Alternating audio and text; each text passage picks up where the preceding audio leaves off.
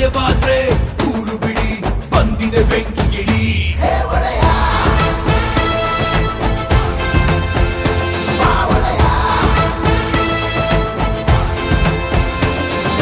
ಅಸ್ತ್ರಗಳ ಕೆಳಗೆ ಇಡಿ, ಅಡ್ಬಿದ್ದು ನೀ ದಂಡ ಹೊಡಿ, ನಡುಗಾನ ನೀರು ಕುಡಿ, ಇವನ ನೆರಳು ಪಡಿ.